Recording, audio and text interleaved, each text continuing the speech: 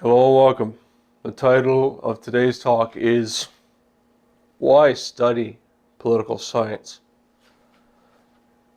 I studied political science when I was in university. I got a 4 years honors specialization, Bachelor of Arts in political science.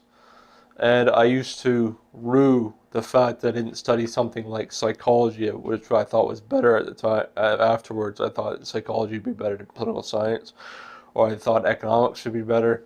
I thought pretty much every social science, even philosophy, would be much better than studying political science. But now, with some maturity, as I near the age of 30, I realized that my choice, even though it was originally motivated by inclinations towards politics when I was younger, I wanted to be a politician, even though that was my motive for entering political science, even though I thought that political science was not worth studying afterwards, after I completed it.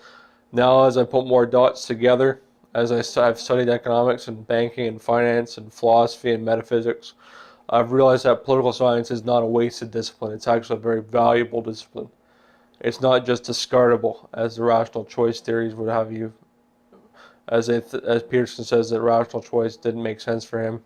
That's not all of what political science is. Political science is far more than rational choice theory. It's actually putting together an eclectic discipline of all the other social sciences. It really is. Political science is a discipline others that gathers together all the social sciences into one mode of discipline of study. And I will say that you should study it, especially if you want to be a corporate leader. I think that CEOs and MBA, Master's Business Administration students would be better suited, would be even better equipped if they were political scientists first. I do believe that. So this is why should you study political science? It's not a wasted degree. Even though there's not too many job offerings in political science, it will give you a connection of dots later on in life that would enable you to be a good leader, an effective organizer of men, an effective organizer and leader of men. That's what political science is meant for. And I will get to the thesis no further delay. Why you should study political science. Political science is a discipline that enables you to study and deliberate on any human organization. It eclectically borrows from other social sciences to piece together the puzzle that is corporatism. Corporatism being the body of human organization. So corporatism means that you're collecting, it derives from corpus, Latin corpus. And a corporatism means that you're studying a body of human organization. Beyond mere politics, it informs you on human nature and human beings in group settings underneath of political forces, which is all pervasive, all encompassing, all present, omnipresent. So what I'm saying here is that it informs you on human nature of human beings in group setting underneath of political forces, and these political forces are all encompassing and all omnipresent. So studying these political forces is important. Studying human nature underneath these political forces is important. So I'll get into the first point here. Not just politics. The first point is not just politics, but political forces. What do I mean by this? So people often mistake that political science is just studying governments and governance of a political nature, of a not political nature, a political party. Let's say a political party that captures executive government. So like a prime minister and his party capture the government of Canada and they run Canada. That's what they think political science studies. And it does study that. And its major application is a study of political governance of countries and governance of states and federations and provinces and states. The bounded geographical unit of a federation. I like to call it province is more differentiated than calling it a state. In the U.S., you call it states. In Canada, we call it province. I think province is actually better. But it's not just politics. It's not just the outright political parties that political science studies. It actually studies political forces. Political forces. Political science doesn't just study politics. It studies political forces, and political forces are omnipresent. They're in every single organization, whether it be you work in a data entry job at a police station, and you have a boss and other coworkers that you have to kind of debate with sometimes, or you work in a bank, you're a teller at a bank, or you're a manager at a bank, or a financial advisor at a bank. There's political forces omnipresent across our society. In every human organization, there's political forces. Some are unequal command and control settings, like the CEO commands and controls the people below him. But sometimes it's more distributed, like a city council or a council or a board. Let's say, rather than the CEO, let's take the board. So the board has a chairman, but it also has board members. And the board, and this is in every corporation pretty much, right? Every publicly traded corporation has a board that has to be accountable to political forces. There's politics between the chairman and the board members.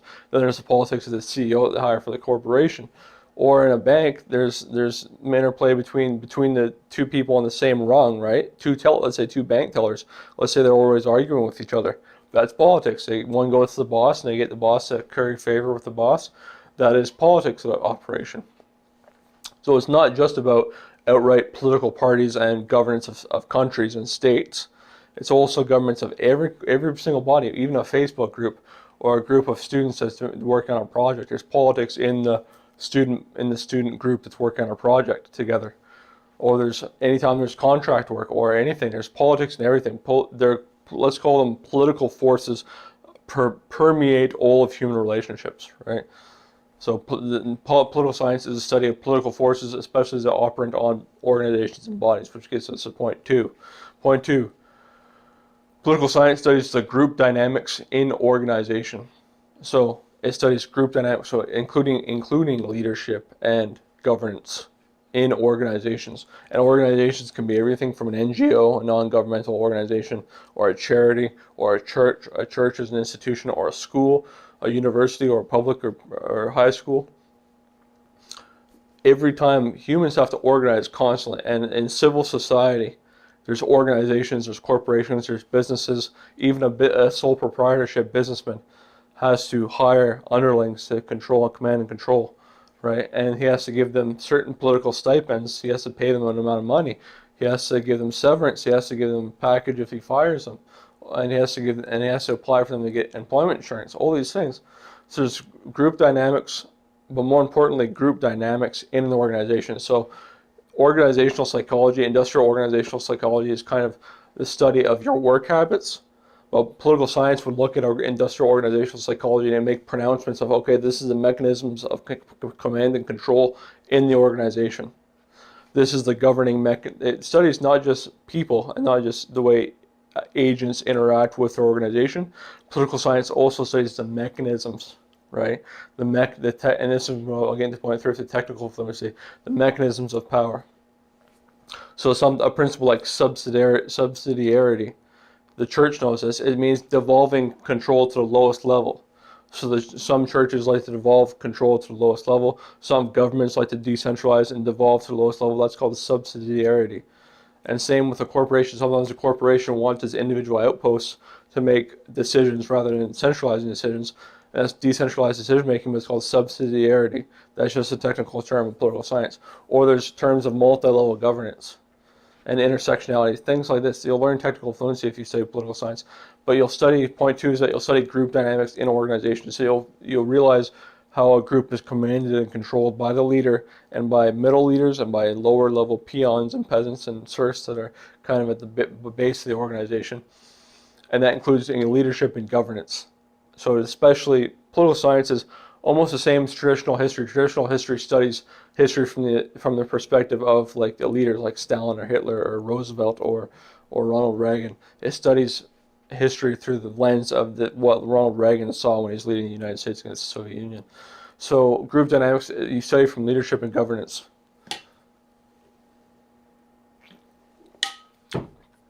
Political science studies group dynamics in organization, but it takes it from a lens of leadership and governance.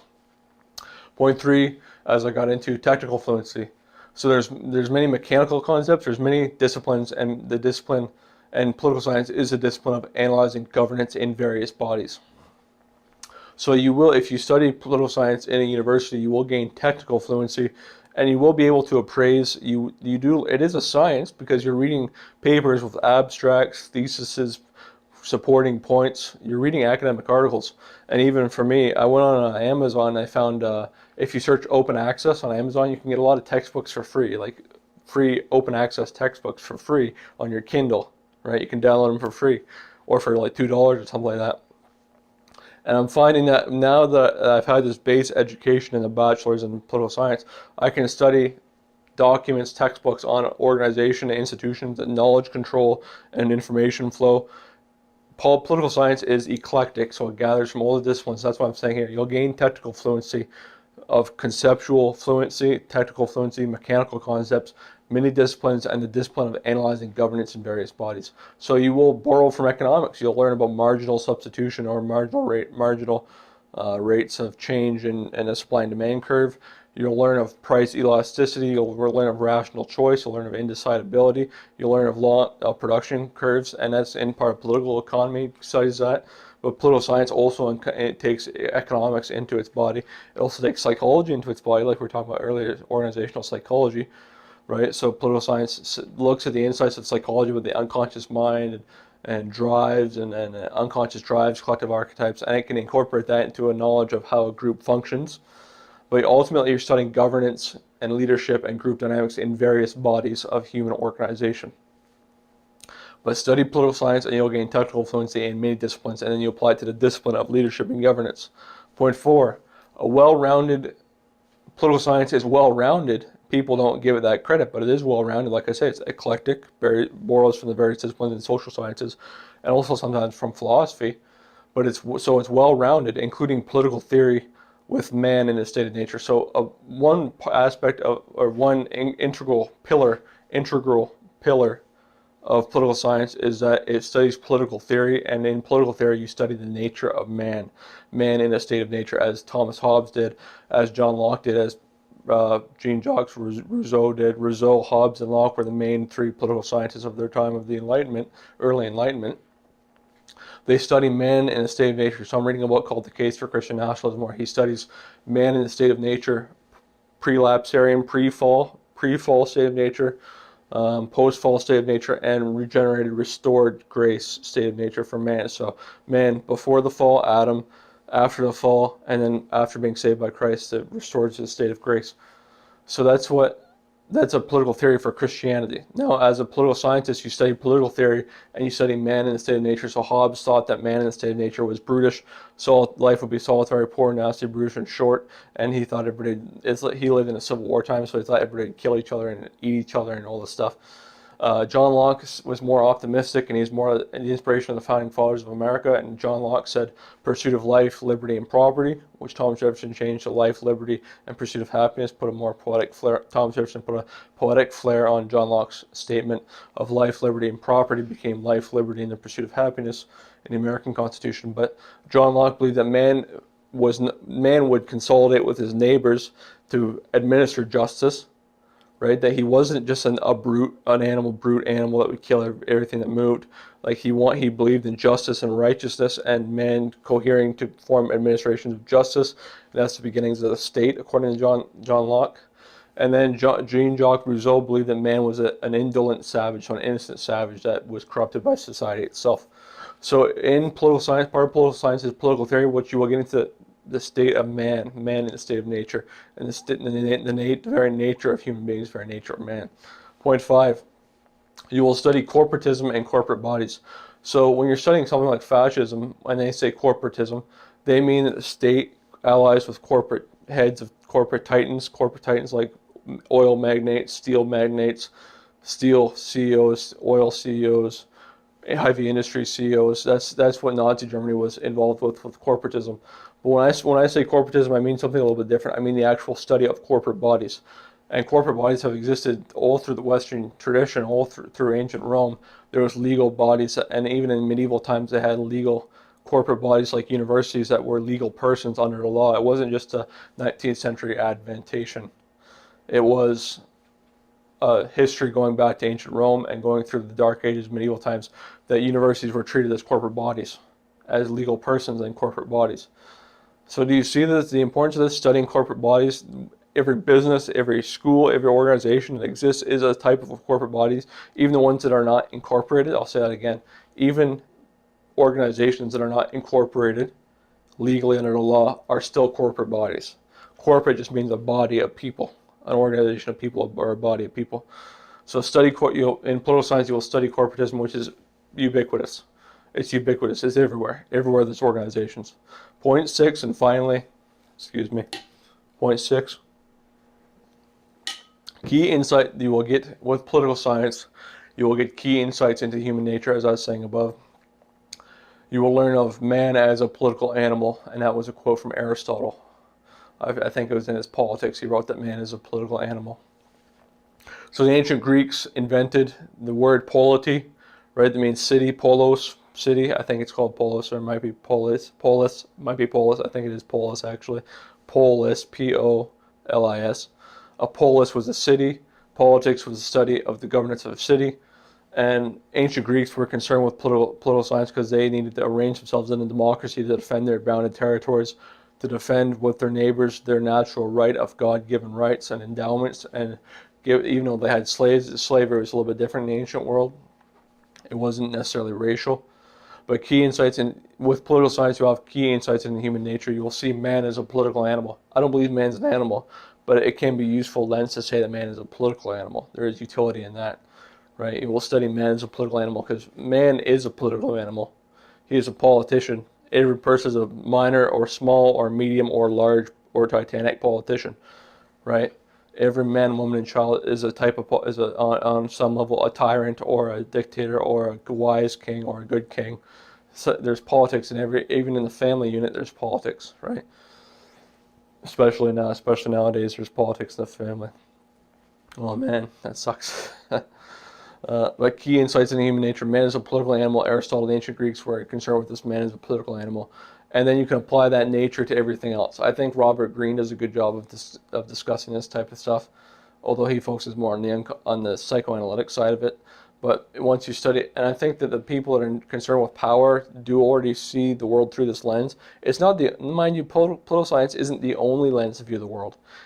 There's psychology, there's economics, there's philosophy, there's metaphysics, there's ethics, there's epistemology, there's logic, there's mathematical reasoning, there's physics, there's all these other lenses. But political science does a good job of amalgamating the social sciences into one key discipline that studies leadership and governance, right? And studies the nature of man as a political animal, because man is egregious, I think, egregious, which means he collects into groups. So man, when he collects the groups, has to be political. There has to be a distribution of political goods, of common goods to the population, to the people in the organization as they're working towards a central message. There has to be collection of civil government and civil administration, and politics is all pervasive in this, all ubiquitous, all omnipresent in all of this organizations. So with this, I leave you. I hope this was not too fast for you or too whirlwindy. I hope it was clear and logical and insightful and straightforward. Now, you should study political science even if you don't go to school for it. Just enjoy the practice of political science or the study of political science.